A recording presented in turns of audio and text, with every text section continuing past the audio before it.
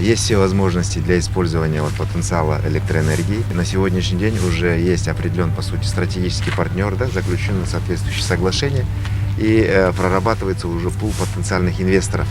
Раньше мы возили из Подольска, из России, из Барнаула возили. Сейчас эти все поверхности нагрева, все оборудование котельное можем изготовить здесь, в Казахстане, на этом заводе. Надо работать с крупными предприятиями, чтобы не заказывали где-то за рубежом. Сейчас это долго, дорого. Надо эти компетенции здесь закреплять.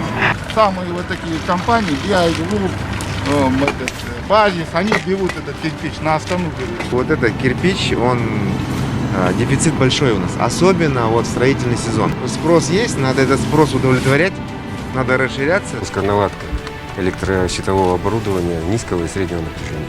Работаем со всеми мировыми производителями. Какой штат компании? В данном предприятии 60 человек.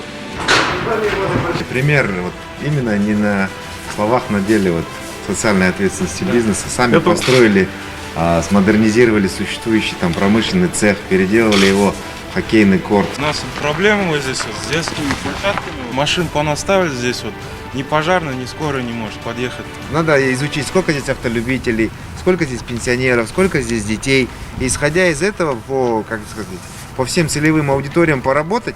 В части систем жизнеобеспечения планируется реализовать проекты по строительству и реконструкции объектов водоснабжения, теплоснабжения и освещения автомобильных дорог, цифровой инфраструктуры, а также строительства многоквартирного жилья. Мы должны сейчас в эту пятилетку отработать так, чтобы у нас были готовые антикризисные меры на возможные вызовы, которые будут со снижением потребления угля, зелеными технологиями и другими технологичными какими-то прорывными проектами.